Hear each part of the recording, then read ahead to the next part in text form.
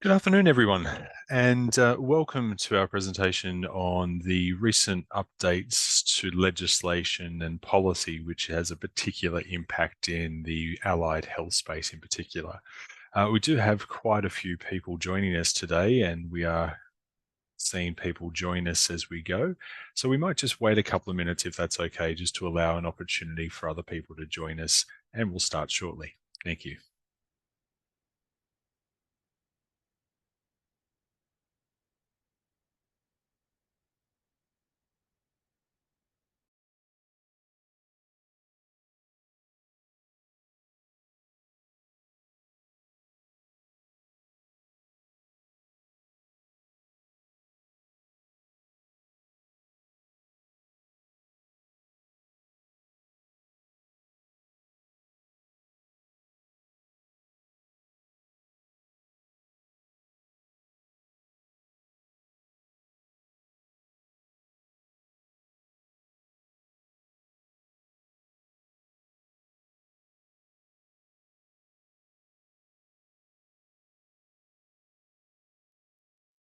Great. Well, welcome.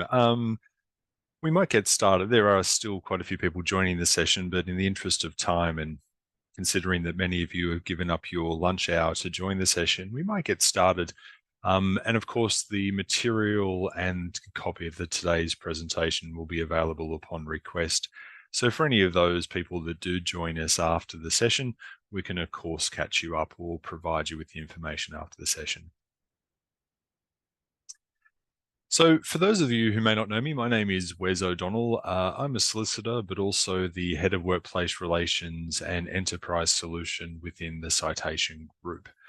I've been practicing within industrial relations and employment law for over 22 years now, and have a particular focus in my practice with large organizations within the health sector, together with a number or quite a few of smaller practices within the allied health space as well. Through that practice, we're seeing lots of continued questions come up regarding some of the most recent changes to our industrial relations laws. So the purpose of this discussion is to, I guess, be more practically focused upon the nature, but also the impact of these recent changes in the allied health sector. Now, many people can be forgiven for overlooking or not necessarily understanding the nature of the changes, given the plethora of changes which have come down the pipe in the last year or two. So we're going to focus predominantly upon what I see in my practice to be the more significant areas of change, which are leading to questions within the allied health space, but to also focus on some practical tips and recommendations on how to address those.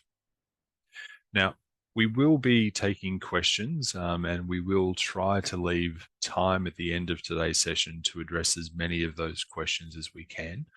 Please feel free to raise those questions through the Q&A function at the top of your screen. Where I can, I'll try to address those questions through the course of the presentation, or if not, we'll try to get through as many of those questions at the end of the session. Now, we are trying to conclude today's presentation in 45 minutes, owing to the fact that many of you are joined on your lunch break. So we'll try to wrap up at 45 minutes to enable you to complete your lunch and have a bit of a break. But we'll have an option available for you. So if anyone does require some more direct support concerning any industrial relations or employment matter, there will be the option of at the end of the session for you to use a QR code to provide your details, so that either myself or one of my senior consultants can give you a call to discuss your particular circumstances.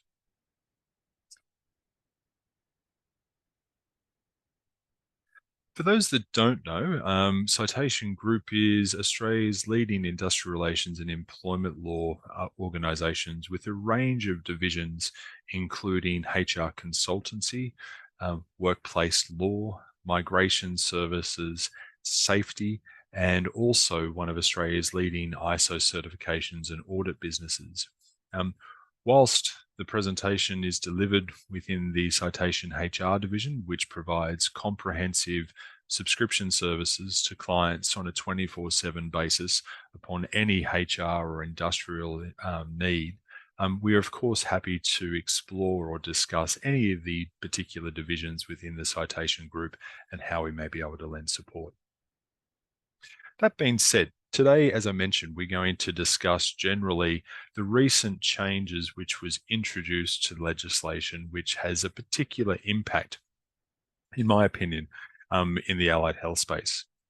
In particular, we're still seeing lots and lots of questions concerning the right to disconnect. Even though that was introduced for large employers on the 26th of August, we're still seeing quite a few questions arising in that context. And I think this is probably because there's been significant media coverage around the new right since its introduction. So we're seeing that employees are becoming ever more aware of their rights within this particular space, which is then filtering through into questions and interactions in the workplace. We have seen rather significant changes to casual employment arrangements, particularly with regards to the definition of casual employment and obligations placed upon employers to convert or advise employees of the right to convert, which is, I guess, creating some complexity and questions in those engagement models, but also placing a very direct and somewhat onerous obligation to provide increased communication to casual employees on a regular basis. And probably one of the more challenging of arrangements recently has been the revision of arrangements or definitions concerning the genuine nature of contractors, which in particular has a resounding effect within the allied health space, given the frequency in which allied health practitioners are providing services either under an independent contract structure or an SFA arrangement. Now, one of the other things which we've frequently seen, even though this has been introduced for some time, is continued questions and concerns arising under the Respect at Work provisions. Even though that has been introduced and we thought somewhat settled, we are still seeing that, particularly in the health and allied health space. So we'll go through a bit of a refresher in relation to those arrangements. As mentioned, please feel free to raise any questions as you go through to the extent that I can. I'll try to address them, but if not, we will certainly address as many as we can at the end of the session. Now, I think one of the most talked about recent amendments is in relation to the right to disconnect. Now, this was a right which has been included for large employers, which is employers of 15 or more employees, from the 26th of August of this year. Now, this right is deferred for smaller employers, so that is employing groups which has fewer than 15 employees for a 1-year period and will commence on the 26th of August 2025. Now, there is somewhat of an error in the way in which this right has been communicated in the media, or employees and others are taking somewhat of an incorrect perception as to what the legislation entails. But the legislation does not prevent or make it unlawful for an employer to contact an employee outside of their ordinary hours of work. And this is the nature of the scheme which was introduced in other countries. However, it wasn't the mode or method which was adopted within the Australian legislation. And in fact, the Australian legislation refers to an employee having an inherent right, should they wish, to disconnect from the workplace outside of their ordinary hours of work, but only where that right is considered reasonable in the context of their role. Yeah. So just to repeat that, it's not and shouldn't be viewed as a prohibition upon employers to contact employees outside of ordinary hours of work, but is rather a right for employees to assert their refusal to engage in communication, monitoring communication, responding to communication, reading communication outside of ordinary business hours, except where that's unreasonable. Now, what is considered unreasonable obviously turns on the circumstances, given a broad range of issues, including the reason of communication, whether it was a emergency versus whether it was simple BAU communication or irrelevant communication, not necessarily requiring a response outside of ordinary hours. The frequency and level of disruption, which has resulted from that level of communication, whether it's infrequent, sporadic, whether it's a common occurrence, whether multiple people are contacting the individual outside of business hours, which multiplies the impact of that contact. The seniority of the individual and the nature of the individual's role is also an important factor, including that person's role, title, responsibility, and indeed whether they are compensated as part of their remuneration package to effectively monitor and respond to those particular types of communication. Personal circumstances of an individual will also be a factor, particularly whether they have any care responsibilities, whether they have any family responsibilities, and to a certain extent, factors such as religious observance outside of ordinary business hours would be another factor which would be taken into consideration. So even though the legislation is deferred in its commencement for small businesses until the 26th of August next year, we're strongly recommending that those businesses which are defined as a small business take steps to really consider the nature and effect of the right to disconnect and consider what measures can be put in place to address it. Now, some of the things which we are considering and advising employers to do is to really take a common sense approach to the legislation and consider what level of communication is considered necessary and appropriate, and whether an employee is indeed expected to monitor, respond, or reply to the communication outside of business hours. We're strongly suggesting that where a particular role has out of hours requirements as a precondition or an essential requirement of that role, that precondition or requirement be communicated to employees through the recruitment process, effectively outlined in a contract of employment, and clearly stipulated within the contract that the remuneration or salary package afforded to that individual incorporates compensation for their contact outside of hours. We do need to undertake a degree of caution in relation to this particular right, in that given that it's expressed as a right, an employee has the right to assert their refusal to engage unless that's unreasonable. There are pathways and mechanisms by which that right can be assessed, and employees and indeed employers have pathway mechanisms into the Fair Work Commission where the refusal or expectation can be considered and deemed whether it's unreasonable or reasonable. Now, we should also take into account that given that this is expressed as a right and an employee is asserting a right upon which they're refusing to engage outside of business hours, care should be taken not to apply a detriment, such as termination to an employee due to or because of them exercising that right. Otherwise, the significant pathway into a general protections application may present itself. So from a practical perspective, I think that care needs to be taken in relation to the expectation of certain levels of employee to actively engage in communication outside of core business hours. That being said, I think there are some very simple practical steps which can be taken to highlight whether an individual is required as part of their role to participate in that communication, or where communication is sent outside of core business hours, whether there is an expectation to monitor or respond. And I think that's another significant and quite simple factor.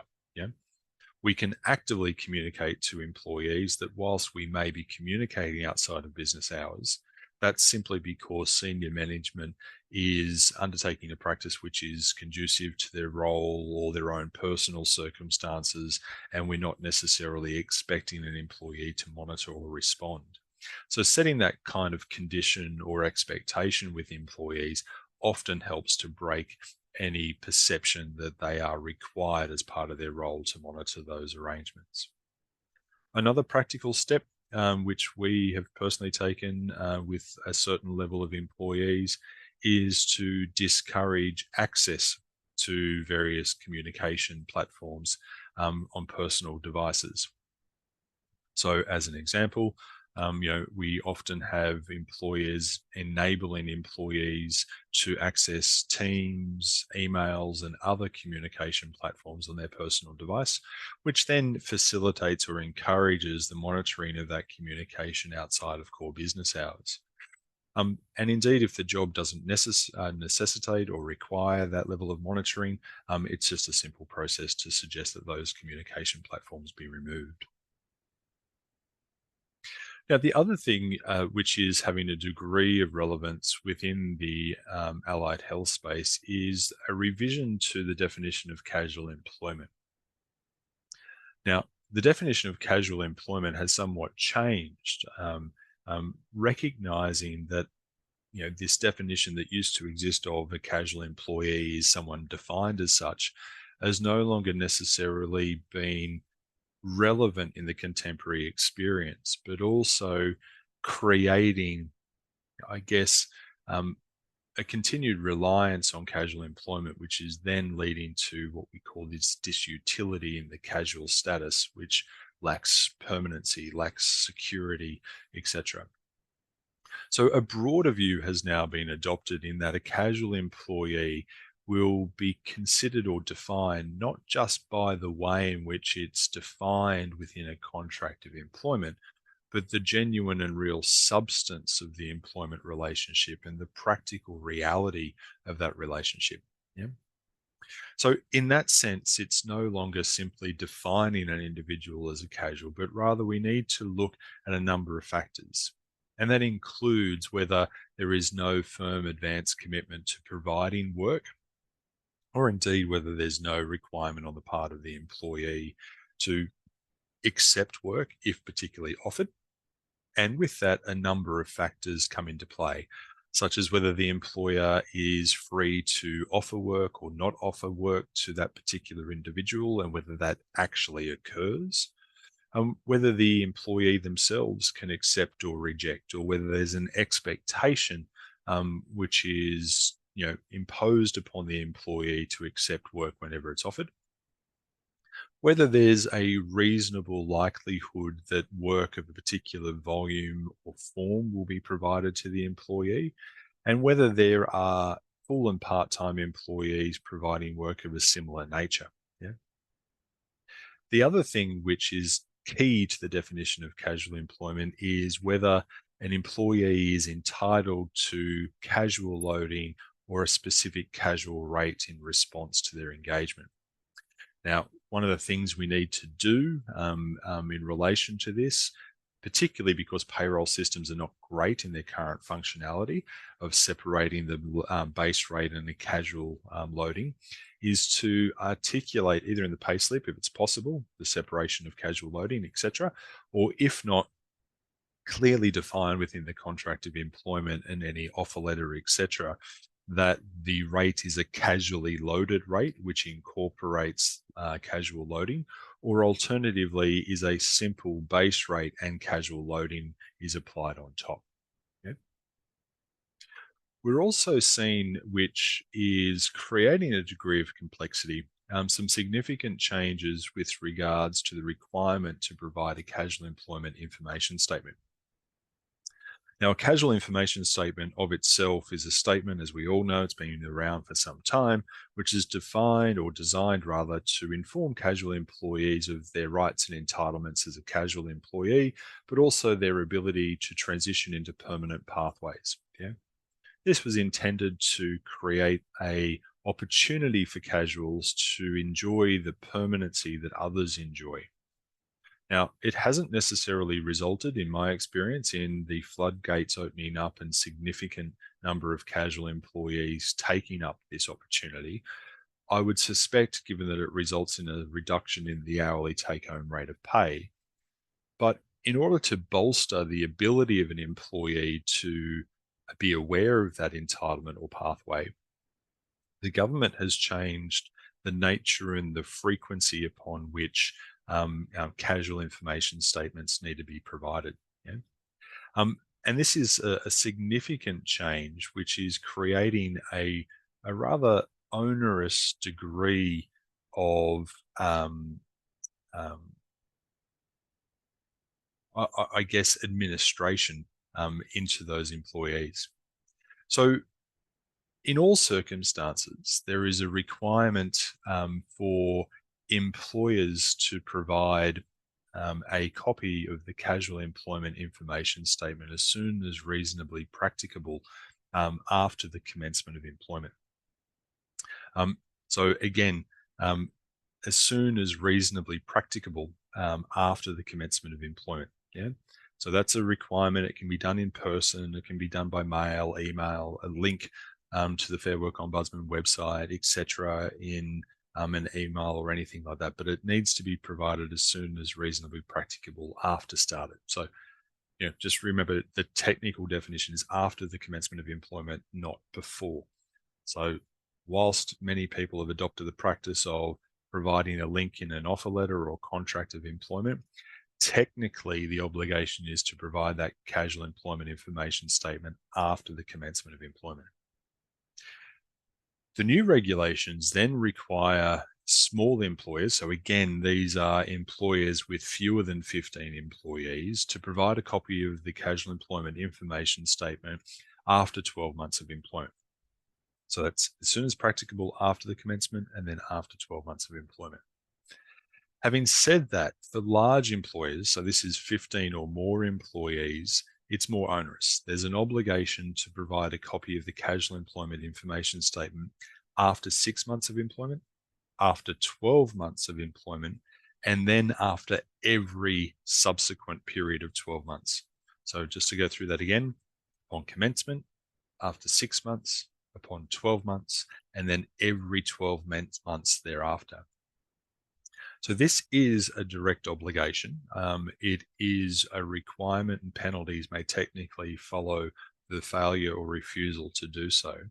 And you can see that they are defined dates. So employers will need to put in place various systems to record those anniversaries and to ensure that there is a system in place to send those documents out to ensure compliance.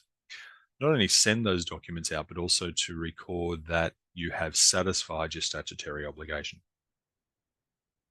Now, also, there is a new power with the Fair Work Commission to resolve disputes where an employer unreasonably refuses a casual conversion request. And we can see that this is probably going to occur more frequently given the grounds available for an employer to reject a casual conversion request has been significantly limited, given that an employer can no longer rely on proposed changes or likely changes to a casual's hours of work, or where work may no longer be required or available in 12 months' time. Now, they were two, in my experience, significant factors which were often relied upon by employers to reject or refuse a casual employment conversion request. But given that they're no longer available, we are seeing that there are probably more limited grounds upon which a request can be refused. And we anticipate that this is likely to result in an increased level of dispute before the Commission concerning an employer's refusal to the request.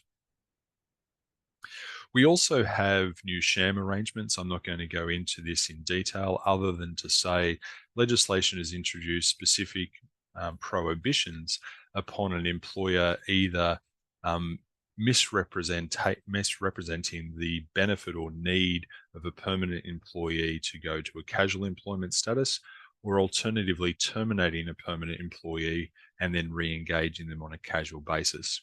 Significant penalties may flow in the event of any sham arrangement. So effectively, the government has ramped up provisions around avoidance of this particular framework. Something that has particular relevance to the health and allied health sector is the amendment to definition of the independent contractor engagement structure. Now, I've taken many calls from businesses within this space around the alleged unlawful engagement of contractors moving forward, which is just simply not the case. Independent contract arrangements are continuing to be a valid engagement model within all sectors, but particularly the allied health space. It is a continued a model of substance that adds value to any organization and should be continued to explore. What has occurred, however, is that there was a decision in 2022, the JAMSEC decision, which effectively changed, a long history of case law, which said effectively that whether an individual is to be properly defined as an employee versus an independent contractor turned on what we called a multi-indicia test. So that is, it turns upon all of the factors and circumstances.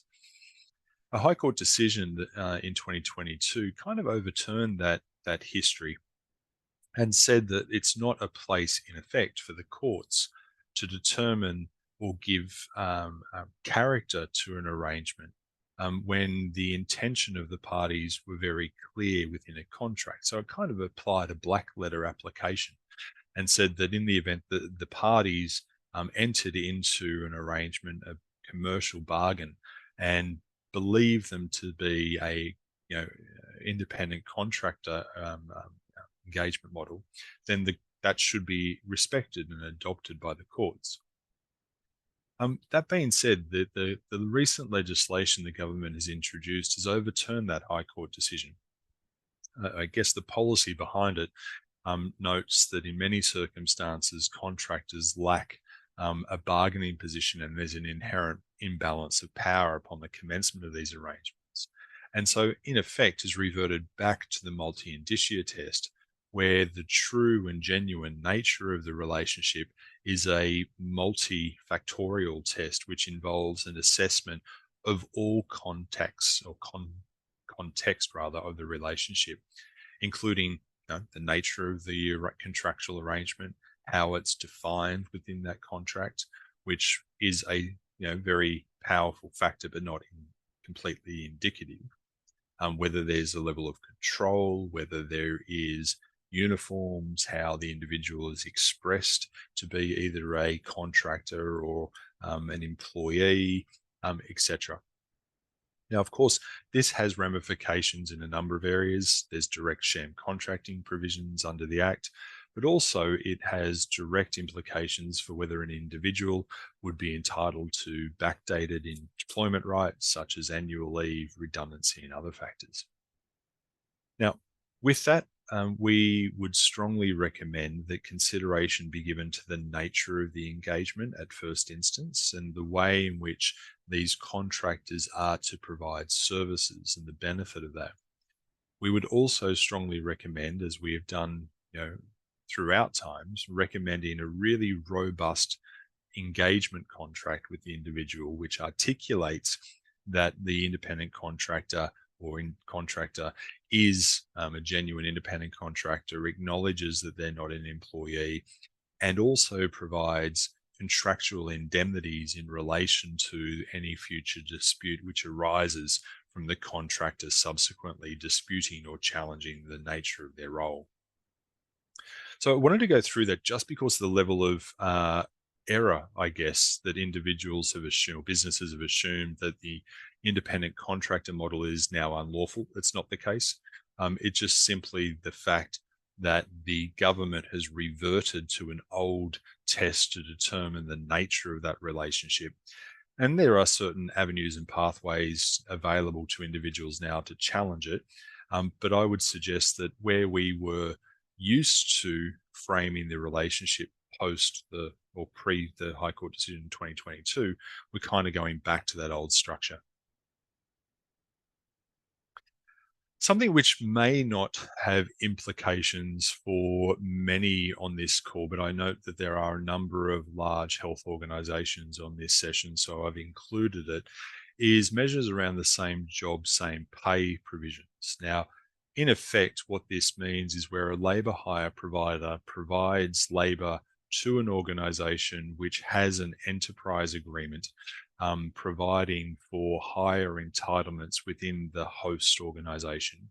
And it is no longer an appropriate process that the labour hire individuals receive a lesser rate of pay or terms and conditions where those individuals are providing ongoing services to the host. Now, in those circumstances, an individual is able to apply for a regulated labour hire order, where effectively circumstances will be assessed between the host and the labour hire provider. And an order may be provided to the effect that the host is required to provide equal rates of pay. Now, a couple of things with this. Exclusions apply in the context of short-term arrangements of 3 months or less, but note that there are anti-avoidance provisions which prevent a host organisation from continually flipping out labour hire arrangements for the purposes of avoiding that obligation. There is also exclusions which apply to training arrangements, which may even extend the 3-month period, or also where the host is a small business. However, we infrequently see that a small business would either utilize labour hire arrangements or alternatively adopt an enterprise agreement in any event. So there are some significant things to take out to consider in that context, and I would consider that any health organisation which is on this call utilizing labour hire and having an enterprise agreement, it's certainly worth a deeper conversation concerning the nature and effect of these particular provisions. Just owing to the time and wanting to leave enough opportunity to address some of the questions that I can see are coming through.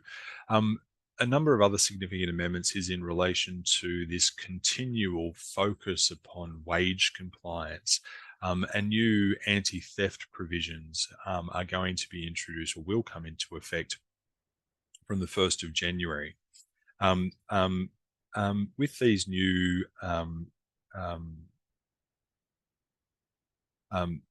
provisions, there is the prohibition upon an individual intentionally underpaying an individual. Now, there is a focus upon intention. So there is a standard of proof, which is a criminal proof, given that it is a criminal sanction, that there needs to be an intention to underpay an individual in order for the standard to be met. Now, this, I think, will be pretty hard to establish that there is a knowing intention to underpay individuals, and I think would probably be established in minimal circumstances. But I do see this is a very clear example of further steps and measures taken by the government to ensure wage compliance within the organisation. And you can see with the penalties of 10 years imprisonment, significant penalties of up to $1.5 million for an individual and up to $7.8 million for the corporation. It's a further example of broadening the net of individuals which may expose themselves to compliance issues and penalties as a result. Now, what this does do, in my view, even though there may be limited circumstances where the DPP can satisfy that there is a intention to underpay and can satisfy that burden of proof, it does indicate to me this ongoing need to assess compliance from a wage perspective, which is, in all intents and purposes, now a governance focus of senior execs and the board. And I think that really should be a focus on an ongoing basis, and we should be able to satisfy within our systems and processes that we are taking all reasonable steps to assess compliance throughout the employee life cycle. So are we getting it right upon commencement? Are we properly assessing the nature of the role, the classification? Are we assuring that the rate of pay is consistent with an enterprise agreement modern award? Are we reviewing those rates of pay on an annual basis? Are we undertaking frequent reviews of individuals, including their pattern of work, to ensure that that pattern of work is at least compliant with minimum conditions under an enterprise agreement or modern award? Now, what I mean by that is um, um, often a salary or a rate of pay is constructed upon various assumptions around the hours of work or the involvement or engagement of an individual. But often that reality, that circumstance rather doesn't match reality, and we see individuals performing much more work, extended hours of overtime, etc., where if that was factored in to the construction of the salary would not be sufficient to cover minimum entitlements. So I often think that review or frequent review and process needs to not only assess the award coverage and classification question, but also sense check that the reality of the work performed and the hours undertaken by that individual it is true and correct. And if that individual had have been paid by the hour in accordance with an industrial instrument award, enterprise agreement, etc., that their salary and rate of pay is at least sufficient to cover off the minimum entitlements. Another thing which has particular relevance within the allied health space is new worker delegates' rights, which has been recently introduced. Now, this is recently introduced into legislation. It's also been introduced into all modern awards. As a result of that, it means that effectively upon renewal, those provisions will be included within enterprise agreements, etc. But in effect, it enhances the rights and entitlements of workplace union delegates to undertake various duties or activities with pay within a workplace. And in particular, they have the right to enter into reasonable communication with members or prospective members around industrial interest and activity within the workplace, and also have rights to carry out the representation of those persons' industrial interest, including access to premises, places of work, etc. Now, the legislation also makes it a penalty to effectively refuse or fail to actively deal with those union delegates or to hinder or obstruct the exercise of those rights. So we are seeing that this is somewhat enhancing the ability of those workplace delegates to undertake the industrial activities within the workplace. And it's also positioned as a right, meaning that if we apply any detriment to an individual who is exercising that right, significant pathways may open themselves up. Now, I won't spend too much time on this because I don't think it applies to many of the businesses upon this session, but there has been a bit of a loophole which is identified in relation to certain businesses who, by virtue of undertaking a series of redundancy events, have gone from a large employer to a small employer and therefore avoided the requirement to pay redundancy pay. So that loophole is now being closed, meaning that employers through a restructure event has incrementally reduced in size such that they are no longer a large employer, can no longer avoid or circumvent the need to pay redundancy pay. But again, I think that there's limited application to the larger businesses upon this presentation. I will also just note that there are changes to the industrial manslaughter laws. I think this has been well publicised, but it's now a criminal offence with significant penalties to imprisonment or fines, where there is effectively a person with a work health safety obligation who intentionally engages in conduct which breaches the work health safety obligation that causes the death of an individual, and that was resulting from the reckless, careless, or negligence of the person. So I think it's important. I think that very rarely, I assume, will this occur in the context of many of us here, but underpins the significance of us observing as PCBUs the duties which flow through work health safety legislation. The last thing I wanted to briefly touch upon, noting the time, is just the respect at work provisions. We should all be well versed now that effectively there is a positive duty upon all employers to eliminate sexual discrimination and harassment in a workplace. Now, what those positive duties are depends upon the nature and effect of the workplace, the size, the complexity, the availability of resources, etc. However, what will effectively occur is that there is a closer examination of those practical steps and measures in various circumstances, particularly with regards to injury and illness of individuals, whether there are claims which are arising from it. And we are seeing a close focus upon the steps and measures undertaken within the health and allied health space, given that there is a continuation of these types of issues within our sector.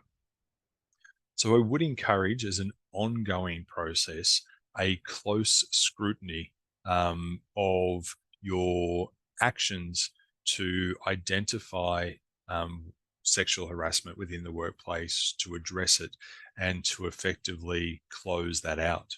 Now, some of the things that I would suggest are pretty simple, but more in the context of a work health safety duty. So they are, firstly, identify the risks. Where are we seeing that there are risks to sexual harassment in the workplace, and think that we need to address this, particularly in the health space, not just from a pure employment perspective, but other PCBUs or contractors, treating doctors, visiting doctors, etc., that have interaction with your own employees. So where are the risk factors? Where are individuals exposed to a potential threat of sexual harassment? Consider what we can do from a reasonable perspective to eliminate or reduce the likelihood of that sexual harassment. Interestingly, I note that on Qantas recently, they've introduced an announcement before takeoff around the requirement of all passengers to treat staff with courtesy and respect, which I thought was a really interesting approach to establish that expectation of mutual courtesy and respect to all. Create a reporting culture. We need to break the taboo around sexual harassment in all its forms in the workplace, and encourage people to genuinely come forward to share their experience so that we can identify where we're needing to address various conduct and behaviors within the workplace. And I think we all need to undertake very clear training as well. So set the framework around sexual harassment. Are we recruiting for success? Are we communicating our values? Are we having very structured policies and procedures which outline our expectations in this regard? Are we having contractual expectations to comply with those duties? Are we implementing effective training to ensure that employees understand what is bullying, what is sexual harassment, what is required and expected in the workplace, but also upskilling them on how those individuals can be effective in addressing workplace conflict or unreasonable behavior themselves, if it's safe to do so, of course, rather than escalating a constant stream of complaints into the employer. And of course, there's this expectation of ongoing training concerning refresher courses and things of that nature. Now, I think the classic model of training doesn't really fit well within this particular structure. I think it is somewhat prohibitive, providing class-based training or other forms of education to employees. It's also very difficult to monitor who's done it and who's completed it, but also new employees that it needs to be rolled out to. So I really do think that effective e-learning has a significant role to play here because it's easy to deploy, can be undertaken quickly. We keep a very clear record of those which has undertaken the training. So I'd really encourage you to have a look at that. If any of you haven't got clear articulated e-learning policies, then we certainly do have e-learning which meets the requirements through our cloud-based platform, which I'd be happy to discuss with any of you. So owing to the time, I'm gone through most of the sexual harassment content, which I'm not going to spend a lot of time on. But just briefly, I did promise to wrap it up close to 45 minutes, so we'll proceed quickly into some of the questions. But just a brief reminder, Citation HR, we have a very significant presence within the health and allied health sector in particular. We are a primary provider to many of the leading in industrial groups and employer groups within the allied health space. And typically we provide what we call a complete workplace relations solution to all employers in this sector, which includes an initial in-depth audit to identify compliance and suboptimal practices, which will then help us to address those with your support over the forward term. We'll provide 24-hour advice and support through our 24/7 advisory service. We'll provide access to a best-in-breed HRIS license platform, which we've been developing for many, many years.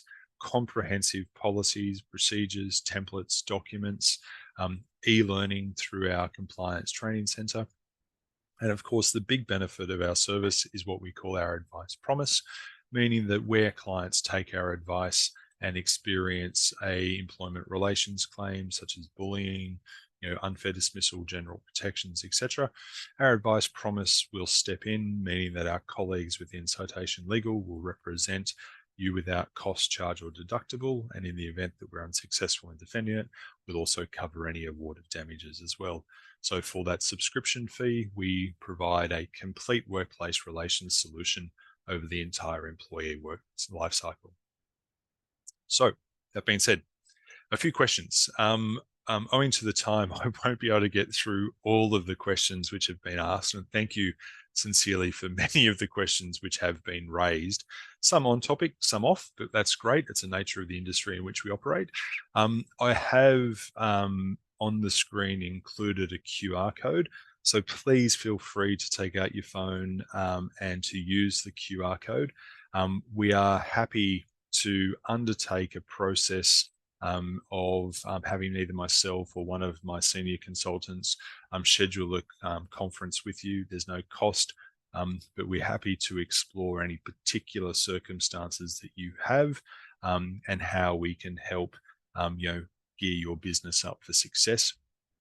Recognizing, of course, that some of the questions that organizations have are not appropriate for a Q&A session in a forum such as this. So a couple of minutes if I can step through as many as I can. So the first question, obviously those sending them through or the business won't be disclosed, but the first question is it legal to include GST and super into a contract for a independent contractor? For example, can the service fee include superannuation and GST? If not, how long has it been illegal for? In essence, yes, there is an expectation that where a person is operating their own business in the context of an independent contractor, either through an independent contractor agreement or through an SFA, that where they are required to be registered for GST, that they do so, meaning that the service fee must incorporate GST, which is remitted to the government. Now, in that sense, in most cases, GST is a requirement, but it is possible for the service fee to be defined as inclusive of GST. Now, that doesn't mean the GST is not required to be remitted to the government. It just means that the service fee is effectively incorporating GST. And therefore 1/11 of that is the value of the GST, which is remitted to the government. Care needs to be taken, though, in the construction of the agreement to clearly articulate whether GST is in fact incorporated or not, much like superannuation. Superannuation is also required in the context of contractors providing services where the predominant nature of those services for the provision of labour. So in most of the case in our circumstances. So care needs to be taken again to articulate that either superannuation would be payable to the contractor as a separate sum, or that it is incorporated within the sum and there's an obligation upon the contractor to remit the superannuation. Now, whilst that may not technically be compliant, there is a requirement under the contract to enter into certain indemnities and provisions which prevents the contractor from effectively double dipping. But we need to be cautious around taking that approach and making sure that you're fully aware of it before you adopt it. But it is a common practice. The other thing which I would suggest for those utilizing SFAs, there may be a few upon this call presentation rather, is to consider the implication for payroll tax. Now, there has been recent decisions in the New South Wales Supreme Court, which has determined that practitioners operating under an SFA is an engagement model subject to payroll tax. There is currently processes being undertaken which in various states are assessing the impact on that. And in some states, there is a exclusion for GPs in a clinic. There's also ways in which effectively there is a requirement moving forward, but not retrospective application. And in other states, there is retrospective application and audits taking place. Now, whilst we can't provide tax advice into particular organisations utilising an SFA, it does highlight the importance of effectively seeking advice upon the construction of an SFA agreement to understand that process, and also we can support you in obtaining timely financial and tax advice should it be required. Another one, again, lots of questions around GST and tax, which I'll kind of just skip through. Next question, what happens when you have someone on an employee arrangement, retainer plus bonuses, and they come to you and ask to have the same deal as a contractor services so that they can do more with their tax? Interesting question. In some circumstances, individuals will come forward and ask to enter into a contractor relationship, believing that it might be financially beneficial to them so that they can actually have various tax consequences, so a corporate tax rate rather than a higher tax rate, various expenses, etc., which is deducted. There is, however, a heightened risk to sham contracting arrangements where that individual has been engaged on a permanent basis and for all intents and purposes performing the same services for the entity. So much will turn upon the way in which this arrangement has come into effect, who has approached or suggested the arrangement, the contractual framework which has been put in place, and other things. So I would certainly suggest that where an individual is advancing this arrangement, it can be considered. Caution needs to be taken though. I would express, however, a very large degree of caution where an employer or an engager proposes that structure, because there's an even heightened risk of non-compliance. Final question. I'm just noting the time I have gone over. I'm sorry. In that the right to disconnect. We have a receptionist and practice manager who are both refusing to engage in communication outside of ordinary hours. I can understand the receptionist's refusal to do so, however, believe that it's unreasonable for a practice manager to refuse. Is this a permitted right on the context of the practice manager? It's a really good question. I think it's great and very interesting that you've kind of answered your own question in the context of separating the right from a receptionist to a practice manager. But The ability for a practice manager to assert the right and whether that of itself is considered reasonable will turn on a number of factors. So I assume that you're in a practice, obviously. So what's the nature of the practice? What's the nature of the medical services or allied health services provided? How large is that practice? What is the reason of the communication? How frequent is it? So I think, is the practice manager remunerated to participate in reasonable communication outside of hours? So I would suggest that you have further consideration to those types of things before you approach this situation. But it seems if you've got two individuals approaching it in unison, that it may be somewhat misunderstood from their perspective, and perhaps a deeper discussion with the individuals, particularly given the varying nature of their roles, may benefit, so that you can articulate that in certain circumstances, there is an expectation for the practice manager to engage in communication. And perhaps you can put in place arrangements so those urgent communications are notified. So, for example, rather than expecting practice managers or any individual to stand by the phone and monitor all emails which may be sent through, perhaps we can revert to a different form of communication where there is an urgent expectation to engage, such as sending a text message, asking for a return phone call, alerting them to the fact that there is a infrequent and rare urgent message which is sent through that requires attention. Now, there's a variety of ways and practical means in which you can do it. I would also suggest that in the event that we are considering it an essential requirement naturally to consider that practice manager's role, we may need to reverse engineer position descriptions, contracts, etc. And hopefully you picked this up from the presentation, but I assume also that you're a large employer with more than 15 employees, because if you're a smaller business with fewer than 15 employees, that right to disconnect doesn't come into effect until the 26th of August next year for your particular practice in any event.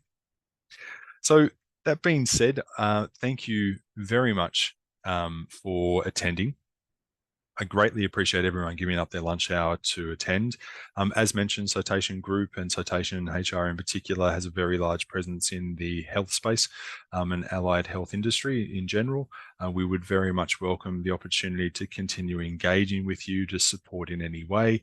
So if you would like a complimentary conference with one of my team, or would like to reach out to me directly to ask a question of more individual nature, please feel free to use the communication methods on the screen. Thank you and enjoy the rest of your day.